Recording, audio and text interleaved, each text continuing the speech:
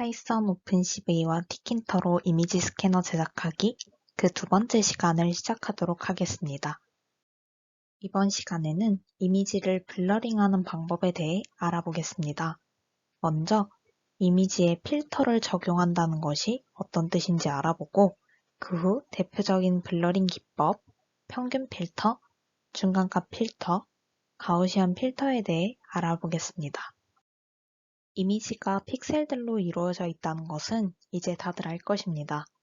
그 내부에 색상 정보, 즉 0에서부터 255까지의 값이 담겨 있다는 사실 또한 알 것입니다. 이 픽셀들에 필터를 적용해 준다는 뜻은 픽셀 값에 어떤 연산을 실행해 준다는 것을 의미합니다. 예를 들어 평균 필터를 생각해 봅시다. 커널의 네모난 영역, 즉 윈도우 영역 내에 들어온 이미지의 픽셀 값들을 다 더해준 후 평균 내준 후에 그 평균 값으로 픽셀 값을 대체해주는 것이 바로 평균 필터의 원리입니다. 이미지에 필터를 적용한다는 뜻이 이미지의 픽셀들에 특정한 연산을 시행해준다는 뜻인 것 이해가 가시나요? 가장 먼저 설명할 필터링 기법은 평균 필터입니다. 평균 필터는 커널의 윈도우 안에 들어온 픽셀들을 전부 평균 내준 후에 그 값으로 픽셀을 대체해주는 것입니다. 가령 이미지의 픽셀이 1, 2, 3, 4, 5, 6, 7, 8, 9 이렇게 1에서부터 9까지의 값으로 이루어져 있다고 생각해 봅시다. 이 값이 평균 필터를 거치게 되면 1부터 9까지의 평균 값인 5로 전체 픽셀이 대치되는 것을 의미합니다. 이것이 바로 평균 필터의 원리입니다. 두 번째 필터는 중간값 필터입니다. 이 중간값 필터는 평균 필터와 다르게 커널의 윈도우 내에 들어온 픽셀 값 중 중간값을 찾아서 그 값으로 윈도우 내의 모든 픽셀 값을 바꿔줍니다.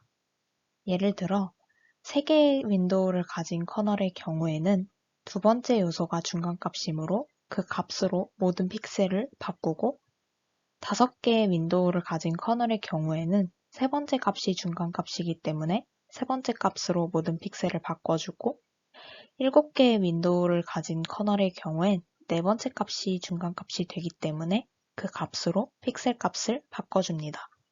이것이 바로 중간값 필터의 원리입니다. 가우시안 필터는 평균 필터와 비슷하지만 한 가지 차이점이 있습니다. 픽셀 값을 가우시안 함수에 대응시킨 다음 그의 평균에 해당하는 값으로 윈도우 내에 들어온 모든 픽셀 값을 바꿔주는 계산 방식을 의미합니다.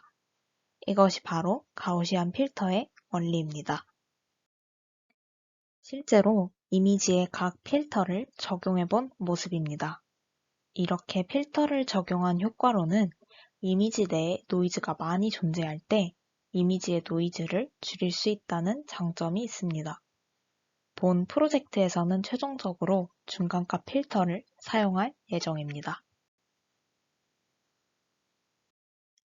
다음은 이미지 경계선을 검출하는 방법입니다. 이미지 스캐너를 만들 때 우리가 스캔 이미지로 만들고 싶은 물체를 배경으로부터 정확하게 탐지해내는 기법이 필요할 것입니다. 이를 위해 캐니 엣지 디텍션이라는 이미지 경계 찾기 기법을 사용합니다. 이 캐니 함수의 파라미터로는 엣지를 검출하고 싶은 이미지 변수, 임계값 1, 임계값 2가 있습니다. 물체와 물체 간의 경계에서는 그 색상 값이 급격하게 변화하게 될 텐데 이를 감지해서 물체의 경계선을 찾아줍니다. 참고로 이 캐니 엣지 디텍션 기법은 블러링한 이미지에서 더욱 빛을 발합니다. 노이즈를 소거하지 않은 원본 이미지에 캐니 엣지 디텍션을 적용하면 다음과 같이 경계가 검출되긴 하지만 불필요한 부분까지 전부 검출되는 것을 확인할 수 있습니다. 하지만 블러링으로 노이즈를 감소시킨 뒤 캐니 함수를 적용하면 확실하게 필요한 부분만 감지가 되는 것을 확인할 수 있습니다. 이렇게 캐니 함수로 경계선을 찾아내긴 했지만 경계선이 너무 얇은 것 같습니다.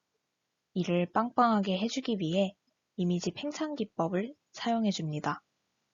이미지 팽창 기법 또한 커널을 이용합니다.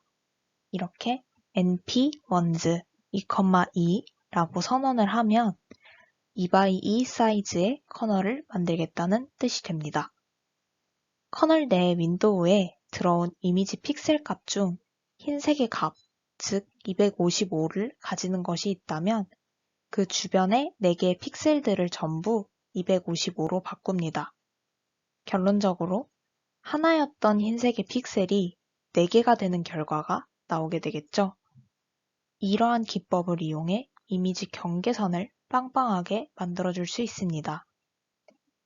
이 이미지 팽창 함수의 파라미터로는 커널 사이즈와 반복 횟수가 있습니다. 커널 사이즈나 반복 횟수가 커지면 커질수록 더 많이 이미지가 팽창하게 될 것입니다. 다음은 캐니 함수 적용 이미지에 팽창 기법을 사용한 결과 화면입니다. 이미지의 경계선이 정말 빵빵해진 것을 확인할 수 있습니다. 오늘 수업 내용의 총정리본입니다. 한 번씩 따라 쳐보세요. 이상으로 두 번째 수업 시간을 마치도록 하겠습니다.